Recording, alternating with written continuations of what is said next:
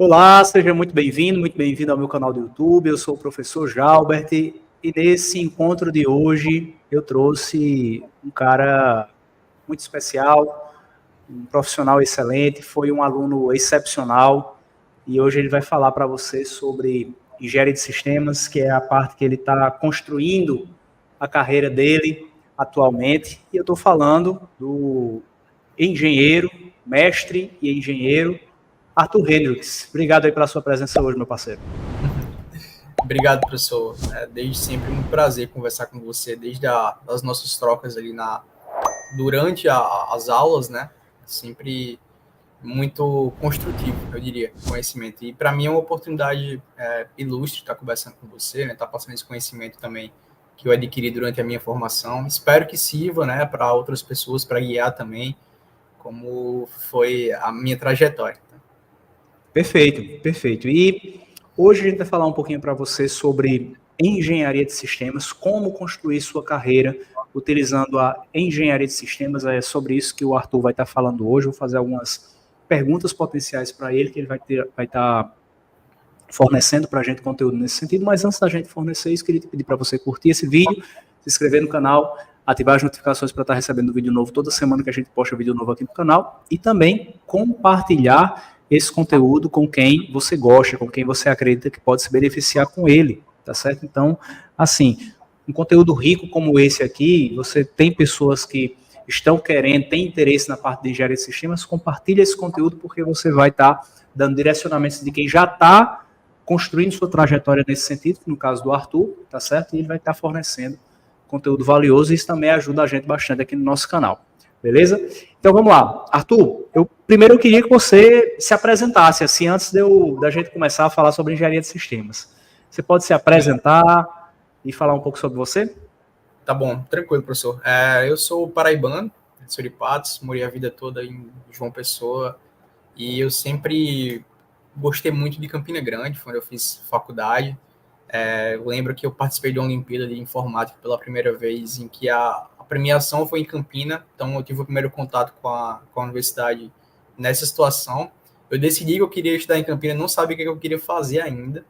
Eu fui refinando ali com conversas com outros colegas que já estavam no mercado de trabalho, e eu escolhi engenharia elétrica e Campina Grande, né, naquele momento, para dedicar aí 5 anos da minha vida. Então, eu sou formado em engenharia elétrica pela Universidade Federal de Campina Grande, e hoje eu sou mestre também em ciência da computação pela Universidade Estadual de Campinas, a Unicamp. A minha especialização foi voltada para a parte de aplicação de algoritmos de inteligência artificial. Tá? Então, essa é a minha trajetória acadêmica. E tá ongoing, né? Ainda tem uma trilha aí para cumprir. Eu espero que tenha mais ao longo dos anos. E a minha formação dentro da parte profissional, ela começou ainda em 2021, quando eu tive contato com uma oportunidade de iniciação privada, né? Uma bolsa vinculada à Ford. Eu estou na Ford desde 2021, tive algumas promoções. Hoje eu sou engenheiro de sistemas lá, tenho alguns produtos que eu trabalho, né? Eu desenvolvo lá globalmente. Então a gente acompanha desde a fase de concepção de um produto até a fase de teste, né? Até ele chegar na mão do cliente, também manutenção. Então essa é mais ou menos aí um resumo geral do que é que eu passei para chegar até aqui hoje, tá? E academicamente tem coisas acontecendo, né? Mas vamos lá, saindo um pouquinho dessa parte, vamos pegar a parte da engenharia de sistemas. O que é, como funciona, como isso aí caiu na tua mesa e você trabalha com isso hoje.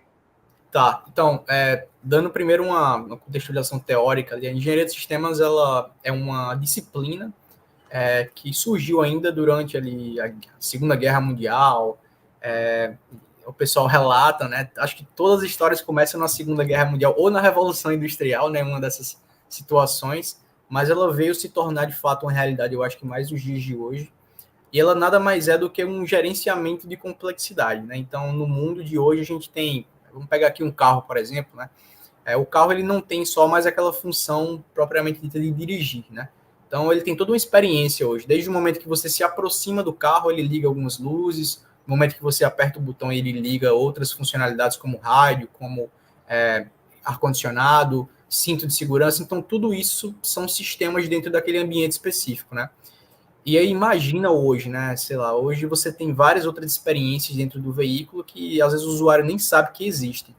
Então, quando alguém chega com uma nova experiência para implementar dentro do carro, a primeira coisa que a gente tem a preocupação de saber é o quanto isso impacta nas experiências que já existem dentro do veículo, né?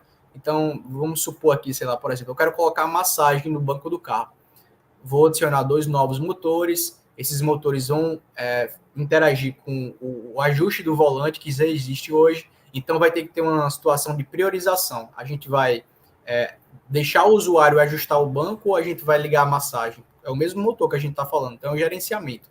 Então, essa disciplina ela traz essa contextualização em que a gente consegue verificar esses impactos. E uma outra perspectiva também que eu posso falar é que, por exemplo, nas grandes empresas, né, geralmente você tem aqueles experts, né? É o cara que tem vários anos de função e ele domina aquele módulo específico, ele sabe tudo das entradas, das saídas do módulo, ele domina aquela função, né? Em multinacional é muito comum existir uma rotatividade de funções e principalmente pessoas saindo e entrando da empresa, né? Então, praticamente toda a informação que uma pessoa que era especialista naquele módulo, quando ela sai da empresa, ela se perde. Então, a engenharia de sistema também ela tem essa preocupação em proporcionar o que a gente chama de traceability, né, de documentos, ao longo do processo de desenvolvimento do produto. Então, em vez dessa informação ir toda com o cara que saiu da empresa, né, ela fica na empresa em formato de documentação. Essa documentação ela tem um racional, ela tem uma estratégia ali que a gente consegue monitorar o que é que foi decidido no passado e qualquer mudança que vai acontecer no futuro precisa levar em consideração quais foram as decisões e as tomadas de decisão do passado. O que eu queria sumarizar, assim, que eu não escolhi a engenharia de sistemas, eu meio que me tornei engenheiro de sistemas a partir do momento em que eu visualizei que aquilo era uma disciplina, né? Então, eu praticava aquilo no meu trabalho, só que eu não tinha conhecimento, e aí, a partir do conhecimento, eu consegui me identificar, né, nesse meio todo. Perfeito. Aí, sobre essa questão, né? Aí você está hoje na Ford, não é isso? Isso. Como é a Ford nesse cenário de engenharia de sistemas? Qual é a importância da engenharia de sistemas nesse cenário atual? Não só da Ford, mas talvez até de outras empresas, né? Porque a gente está falando mais de como construir carreira na parte de engenharia de sistemas, né? Então, ela está sendo aplicada dentro de uma empresa global, vamos dizer assim, né? Mas qual é o cenário nesse sentido? Tá. Bem, a Ford idealizou essa área alguns anos atrás, eu diria até que 10 anos atrás, cerca de 2014, ela viu essa necessidade, principalmente por conta das tendências naquele momento de eletrificação, né, direção autônoma, por exemplo, né, que eram desafios e são desafios da época atual, mas ela só conseguiu aplicar engenharia de sistemas de fato a partir de 2021. E até engraçado a gente citar esse fato, porque em 2021 também foi a empresa que a Ford, foi o ano em que a Ford como montadora saiu do Brasil, né? Então, foi notícia no país inteiro que a montadora saiu do país, né? Muita gente pensava que a Ford tinha acabado, a Ford continua, ela só migrou essa montadora para outros países, né? A gente tem montadora na Argentina, tem montadora nos Estados Unidos, né? E em alguns outros países.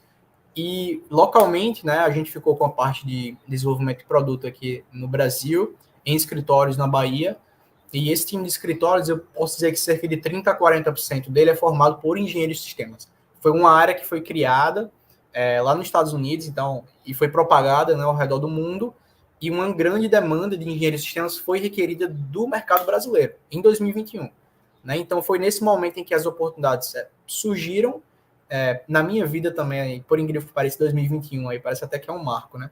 Mas foi quando eu encontrei essa minha oportunidade também, né? Então, meio que é mais ou menos esse aí o contexto. E você começou do zero? Eu não tinha um conhecimento do que era engenharia de sistemas. Eu comecei a trabalhar num projeto de inovação que ele requeria ali coletar dados dos veículos conectados, era uma demanda que estava acontecendo. Eu acho que em 2020, pós-pandemia, teve um boom grande daquela área de data science, né, de machine learning, inteligência artificial, principalmente porque vários trabalhos começaram a ser também remotos. Eu acho que foi um marco também para a parte de hardware, que possibilitou todo esse tipo de aplicação. E aí, nesse momento, eu vi uma oportunidade de participar de um projeto de iniciação científica que era vinculado à Ford, não era um contrato com a Ford, propriamente dito. E aí, mas era uma porta de entrada, né? Mas eu só descobri que era uma porta de entrada quando eu estava no projeto. Então, ao longo dessa trajetória, eu comecei a descobrir um pouco a contextualização geral de engenharia de sistemas e tive a oportunidade de ser efetivado como engenheiro de sistemas de um produto, né? 6 meses depois do começo do projeto. Então, foi mais ou menos por aí que eu entendi. Perfeito. Aí, hoje você participa de um grupo de engenharia de sistemas mundial, né, que se chama INCOSE, né? E aí o que Isso. acontece? Qual é a importância desse grupo no contexto da construção da carreira do engenheiro de sistemas? Tá. A minha história com o INCOSE, ela começa até um pouco antes de eu descobrir o que era INCOSE. Eu uso muito redes sociais e gosto muito do LinkedIn. Eu acho que é uma rede para a gente fazer conexão, né? Principalmente nesse mundo profissional. É muito boa. E eu vi um post no LinkedIn de um camarada que estava fazendo a mala e colocou uma camisa do Avaí com um bottom do INCOSE. Uma foto lá que me chamou a atenção. E ele estava indo participar de uma conferência de engenharia de sistemas. Então, assim, eu falei, opa, eu sou engenheiro de sistemas, né? Então eu não estou participando dessa conferência, o que é que está acontecendo que eu não sei? Então eu fui tentar entender o que é que era aquela organização, né? Então o INCOSE é praticamente uma organização sem fins lucrativos que visa conectar engenheiros, amadurecer de maneira técnica o conhecimento da área e também propagar a inovação, né? Nesse setor especificamente. Então, a minha participação no INCOSE, ela começou por meio dessa coincidência, e aí eu vislumbrei algumas oportunidades de publicação, tive acesso a alguns produtos que o INCOSE disponibiliza. Então, hoje, eles têm como se fosse uma bíblia de engenharia de sistemas com vários conceitos, com vários exemplos práticos de aplicação em diferentes setores, tá? A engenharia de sistemas, ela não é restrita ao setor automobilístico. Como eu citei anteriormente, a aviação foi o precursor. Mas hoje a gente tem outras indústrias, como indústrias de segurança de aviação, indústrias também do setor de saúde, indústrias farmacêuticas, todas elas aplicam essa disciplina, né? É por isso que ela é interdisciplinar. E eu vejo a importância da participação do INCOSE, né? Trazendo já os próprios conceitos que o próprio INCOSE propaga. Primeiro, inovação. Essa foi a minha porta de entrada lá, né? Eu vislumbrei uma oportunidade de começar a participar e a contribuir com a literatura. De segundo modo, consegui verificar que existiam certificações que o INCOSE disponibilizava para os engenheiros, para certificar que, assim, cara, hoje a engenharia de E são sistema contadas. Essas certificações são contabilizadas, né? são contabilizadas, elas também têm uma grande repercussão aí na procura e no recrutamento de novos engenheiros para empresas, né? Então, Perfeito. são palavras-chave que você encontra lá. E em terceiro, né, fora essa parte de especialização, veio o network, que hoje eu consigo ver ainda mais o valor disso.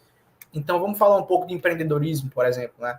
A engenharia de sistemas é uma área relativamente nova no mercado, que tem muito campo para você tentar empreender. Existe um mercado muito grande, porque é global esse mercado, né? Então, você consegue criar empresas. Eu já vi várias empresas que começaram em uma universidade, por exemplo, e hoje os produtos gerados por essas empresas são comercializados por outras grandes multinacionais, né?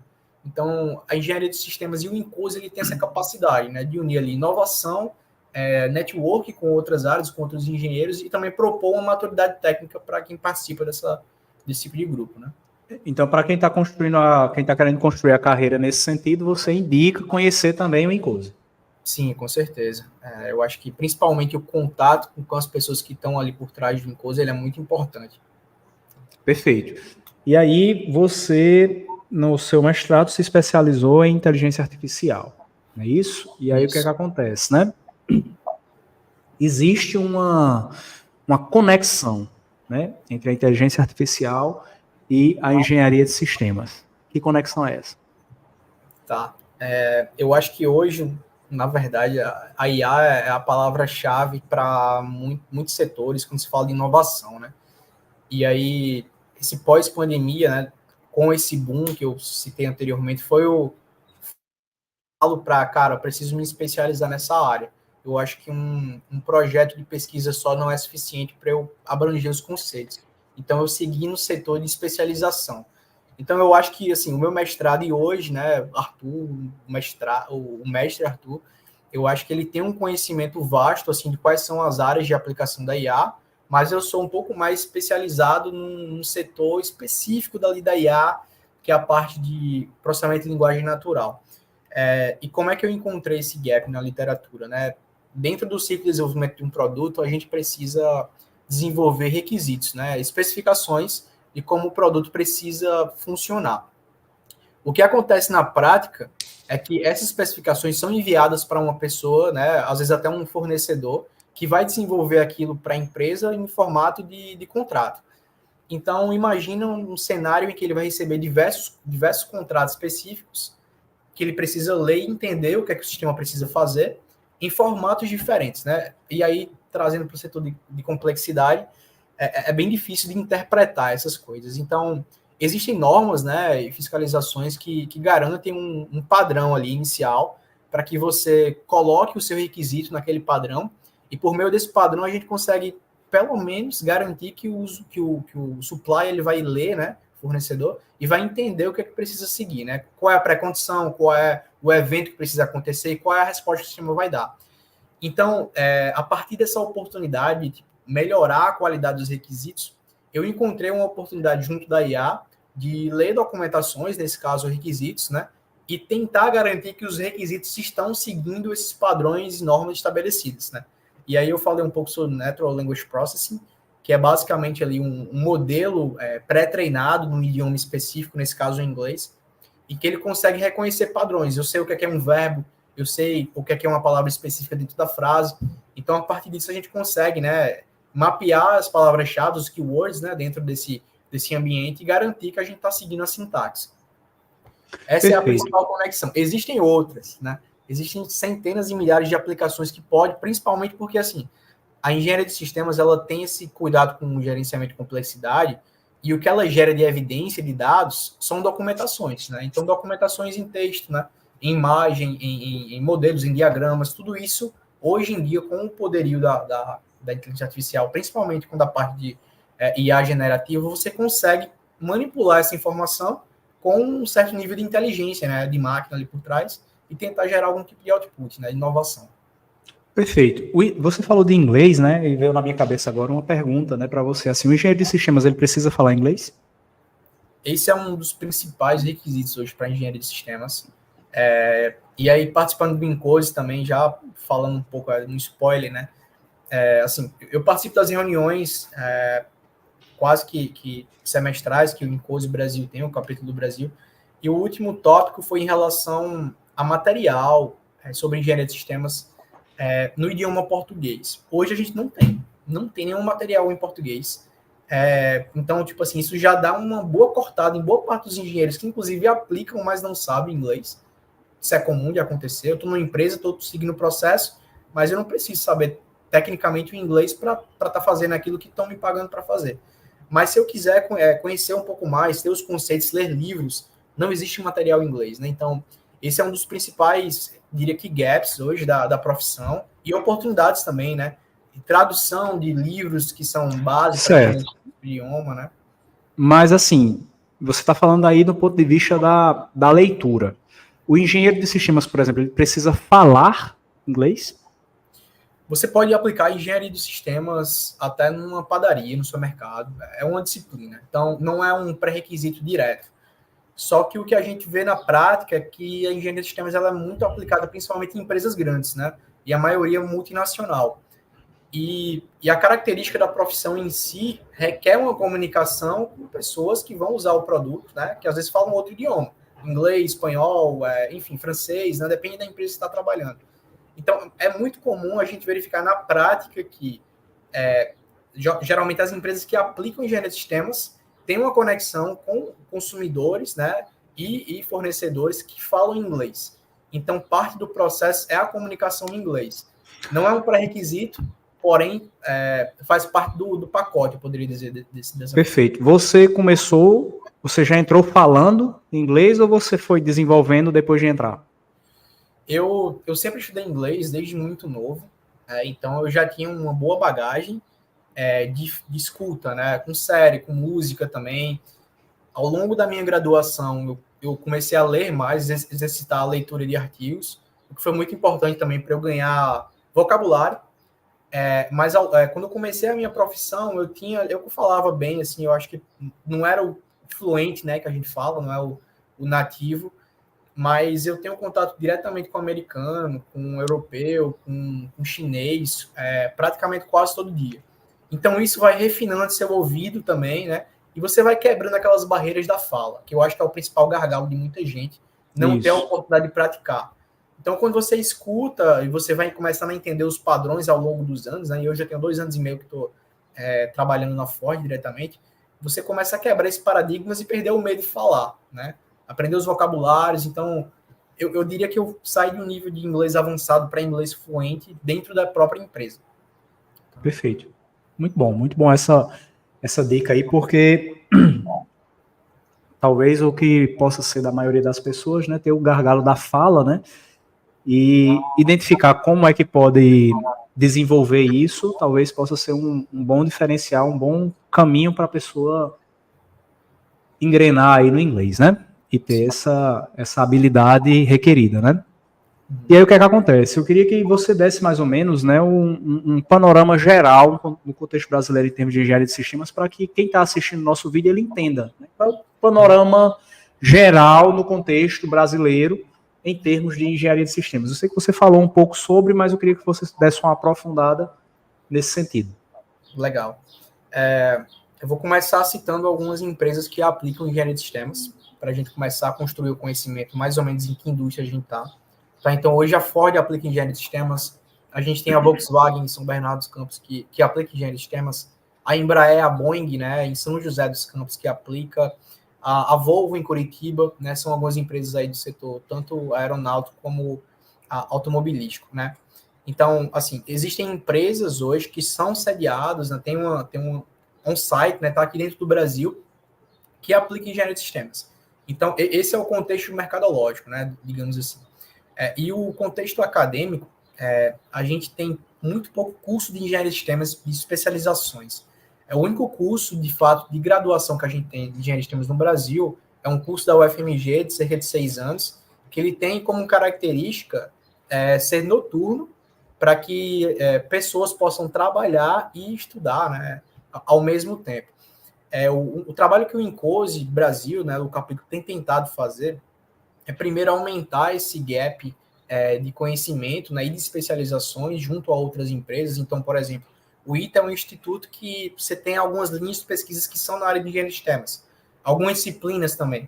Porém, você não tem particularmente ali um curso de engenharia de sistemas, né? Está sendo construída agora uma sede lá em Fortaleza do ITA, né? Em que acredito que no futuro, muito propriamente dito pelas conversas que eu tenho escutado, vão sediar um curso lá também. E, assim, outras empresas que têm um vínculo um pouco mais técnico de especialização, eu posso citar aqui o Senai Cimatec em Salvador, que está ali perto da Ford, está perto da indústria, tem esse interesse de criar e construir um curso específico, né? Uma especialização, talvez não de 5 anos, mas um curso técnico para que você possa entender os conceitos e aplicação e começar uma carreira na área de engenharia de sistemas, pelo menos entendendo o que é engenharia de sistemas, né? Sem precisar descobrir na prática. Então, o Brasil hoje, comparando com outros países, como, por exemplo, os Estados Unidos, que já aplicam engenharia de sistemas de maneira mais fluida há muitos anos, diria que está engatilhando para lá, né?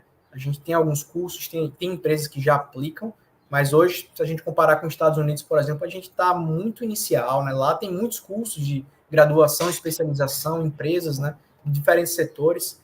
Então, a gente está mais ou menos que nessa linha aí.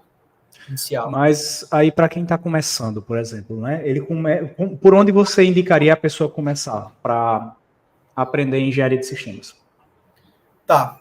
Por ser uma área relativamente nova, eu acredito que primeiro, né? Você tem que tentar entender um pouco mais do contexto da engenharia de sistemas. Então, se você quiser estudar um pouco mais, eu aconselho começar a escutar um pouco dos podcasts que o Incose Capítulo Brasil tem em redes sociais, para você ter uma noção, um know-how geral da área de engenharia de sistemas, verificar a oportunidade de alguns cursos e especializações, né? Apesar do que eu falei aqui, que esses cursos são mais vinculados para o setor acadêmico, você consegue encontrar alguns cursos ali na Udemy, um curso no Coursera, que dão um overview geral da área também. Seriam algumas soluções mais ali high level. Uma solução prática de especialização na área de engenharia de sistemas hoje é deficiente no mercado brasileiro. Eu aconselho fortemente investir em setores que promovem a inovação na área, porque a área, apesar de ser relativamente nova, ela já está caminhando para um setor tipo assim de inovação, né? Então a gente falou um pouco em relação a IA na engenharia de sistemas, né? Então, por exemplo, acho que um possível caminho é você se especializar em IA ou ter alguns treinamentos, cursos, participar de projetos e trazer a IA para dentro da engenharia de sistemas enquanto está aplicando a engenharia de sistemas. Foi o que eu fiz e é o que dá certo. Porque é o que chama a atenção hoje em dia, né? Essa parte de inovação. Então, como um caminho ali, uma abertura de portas, eu poderia dizer que, principalmente a inovação, junto da engenharia de sistemas, é a chave ouro aí, né? Para a gente, Perfeito. André. Perfeito. Para a gente fechar por hoje, né?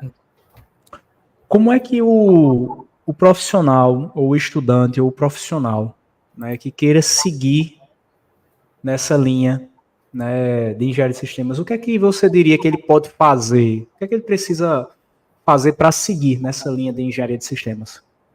Beleza. Eu vou dar algumas dicas em relação à engenharia de sistemas, mas depois eu queria dar algumas dicas também em geral de carreira. Eu acho que para a parte de engenharia de sistemas, primeiramente, a gente precisa construir um pensamento sistêmico. O que é um pensamento sistêmico? Né? A realidade ela é complexa, né? E você precisa, dentro de uma realidade complexa, estruturar essa realidade no nível de abstração mais simples, tá? Então, qualquer problema do dia a dia que você consegue, né, transformar um problema complexo para uma abstração simples, está aplicando engenharia de sistemas. Então, tente exercitar esse tipo de pensamento na sua vida. Ele vai ser fundamental ao longo da sua aplicação de engenharia de sistemas. Um segundo conselho que eu acho que também é aplicável de maneira abrangente é o inglês, né? Como eu citei anteriormente, uma carreira promissora na área de engenharia de sistemas, ela vai requerer o idioma. Então, há necessidade que você se especialize e aprenda a falar, a escutar, a ler em inglês, né? É muito importante para que você consiga, de fato, não só ter uma carreira, mas ter uma carreira com um diferencial, né? Em relação a outros profissionais também. A terceira é tentar construir um contexto em que você se insere dentro dele, em que várias informações vão jorrar para você da área, né? Então, por exemplo, uma rede social como o LinkedIn, onde você consegue fazer vários contatos e conexões, você pode estar se alimentando de informação do que é a área, né? Do que são oportunidades na área, para que você consiga construir esse ambiente saudável e promissor para desenvolver uma área, desenvolver uma carreira na área de engenharia de sistemas. Eu acho que esse passo a passo aí, ele é fundamental. Não existe uma trilha trivial e lógica de tipo, você fez esse curso, você vai ter uma carreira na área de engenharia de sistemas. Eu diria que o caminho é mais esse, de construir o conhecimento e fazer conexões para que as oportunidades apareçam. Tá? Perfeito. Das dicas, professor, que eu gostaria de dar para as pessoas em relação a construir carreira de modo geral, né? Eu acho que a primeira coisa é você gostar do que faz. Não tem como você não se encontrar naquilo que você faz, né? Então, quem é o professor Jalbert? Você tem que se reconhecer, né, como educador, na área que você está seguindo e ter gosto por aquilo. Acho que as coisas fluem melhor dessa maneira. A segunda dica é em relação a frequentar novos lugares. Então, por exemplo, a gente está dentro de uma universidade, né, que é um ciclo fechado, que a gente já conhece algumas pessoas. Eu tenho a oportunidade de participar de um congresso, mas eu não publiquei. Vai ser interessante, vai trazer novas ideias para você, né? Então, o terceiro passo é conectar com pessoas nesse tipo de conferência, nesse tipo de ambiente, né? Essa conexão vai trazer novas ideias. E com novas ideias a gente consegue ter resultados diferentes, né? Na nossa aplicação, de maneira geral, numa carreira. Então, assim, eu acho que essa parte software, ela é um pouco delicada e a gente não aprende na universidade, mas é inteligível você gerir a sua carreira, né, de um modo em que você tem o controle que você está tentando propor ali, né? Tá tendo conhecimento, tá se colocando em ambientes em que você vai ser bombardeado de informações com possibilidades, e aí você começa a escrever o seu próprio caminho naquilo que você se encontra, né? A gente está num lugar onde tem pessoas que estão basicamente na mesma direção que você, né? Exato. Muito importante isso aí. Perfeito. Perfeito. Queria agradecer a você pela conversa, né? E agradecer a você que está aí por ter assistido esse vídeo até esse momento. Queria deixar uma mensagem final aí para o pessoal, Arthur, antes da gente encerrar. Sim, com certeza. Eu acho que Assim, eu acho que ao longo das nossas trajetórias, às vezes a vida é um pouco uma senoide, né? A gente passa por altos e baixos, mas eu só queria dizer que o crescimento, ele não pode ser visto de maneira momentânea, né? Então, vai ter dificuldade em tudo que você se propõe a fazer na vida. Eu só queria incentivar, estimular as pessoas a continuar na luta, na batalha do dia a dia, né? De perceber e agradecer pelo conhecimento e pela trajetória que está sendo trilhada, né? E reconhecer que existe uma luz no final do túnel, né? A gente vai chegar lá, a gente vai ter as oportunidades, né? Mas tudo é uma trajetória, não há glória sem sacrifício, né? Então, acho que essa é a mensagem que eu gostaria de deixar no final para que as pessoas possam perceber que existem oportunidades ali no final de um curso, né? Perfeito, perfeito. Então, para você que assistiu esse vídeo até aqui, se ficou alguma dúvida, coloca aqui nos comentários. Se esse vídeo ajudou você como etapa inicial para você que está conhecendo a engenharia de sistemas, coloca aqui nos comentários o que é que você achou dessa entrevista com Arthur Hendricks. Para quem quiser se conectar com Arthur Hendricks, o que é que precisa fazer? Eu solicito aí mandar uma mensagem lá no LinkedIn, né? Pode procurar pelo meu nome. Eu sou bem solícito, então eu vou responder as mensagens. Eu gosto muito de ajudar as pessoas. Eu acho que esse foi um gap que ao longo da minha graduação, às vezes, faltou ali alguns mentores de carreira, então eu queria suprir e ser aquele QI, né? Eu queria ser o que indica de você. Então me procure que eu vou ter o maior prazer em responder e guiar também com o que eu souber. Perfeito, que bom então. Então, se conecta com o Arthur, porque quem não se expõe, não se conecta, tá certo? Queria agradecer a você por ter assistido esse vídeo até aqui. Não se esqueça de curtir esse vídeo, se inscrever no canal, ativar as notificações, compartilhar esse vídeo com quem você gosta. Beijo grande, forte abraço e a gente se vê na nossa próxima entrevista. Valeu e tchau, tchau. Legal.